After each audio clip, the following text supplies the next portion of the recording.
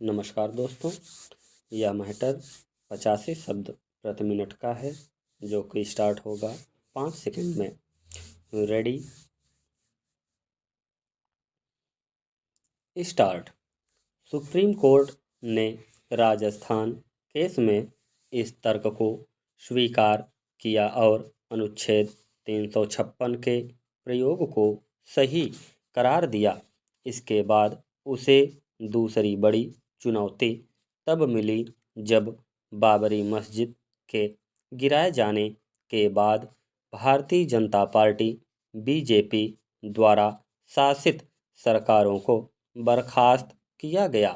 राष्ट्रपति के आदेश के अनुमोदन के लिए संसद में जो बहस हुई उसमें बीजेपी को छोड़कर सभी पार्टियों ने इस कार्रवाई का समर्थन किया, लेकिन बीजेपी शासित राज्य मध्य प्रदेश के हाई कोर्ट ने उसे संविधान विरुद्ध घोषित कर दिया। अपना फैसला देते समय हाई कोर्ट के मुख्य न्यायाधीश ने जो तर्क दिया उसमें राजस्थान केस के 9 जजों के बेंच के फैसले को बदला गया था, जो अनहोनी बात थी।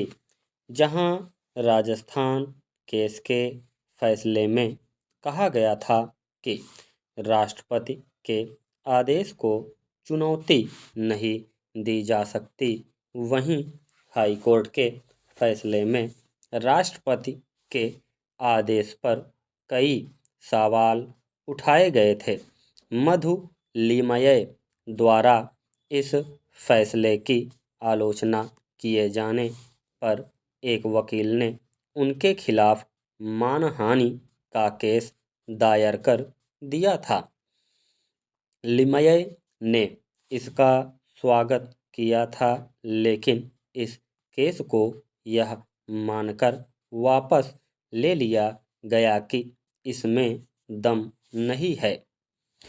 बहरहाल, इस विवाद का अंत सुप्रीम कोर्ट के 5 जजों के बेंच ने मुंबई केस में किया, जिसमें बीजेपी सरकारों की बर्खास्तगी को सही ठहराया गया, लेकिन इस फैसले ने अनुच्छेद 356 से संबंधित राष्ट्रपति के आदेश को एक नए विवाद का विषय बना दिया।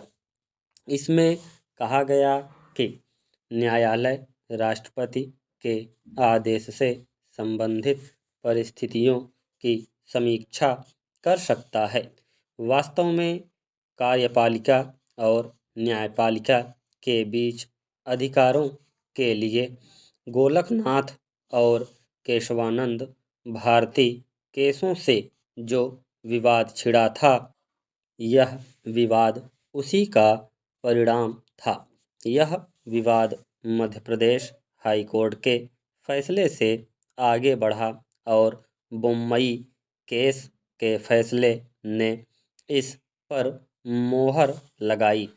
इसका परिणाम यह हुआ कि केंद्रीय सरकारें अनुच्छेद 356 का प्रयोग करने से बचने लगीं, बल्कि अपराध बोध से ग्रस्त सरकारों को एक बहाना मिल गया जिससे कानून के शासन की धज्जियां उड़ाने के बाद भी वे इस अनुच्छेद के प्रयोग से बच सकें। राज्यों में इतनी बार राष्ट्रपति शासन प्रणाली लागू किया जाना इस बात को दर्शाता है कि केंद्र में सत्तारूढ़ दल इस अनुच्छेद का उपयोग अपने हितों के लिए करता रहा है।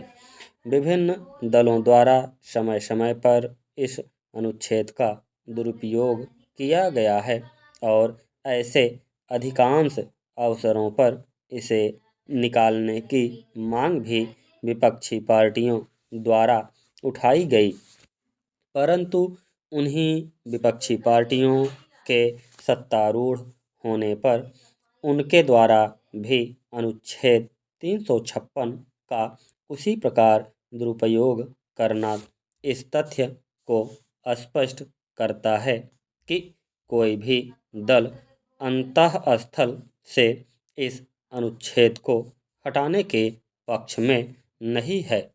स्टॉप।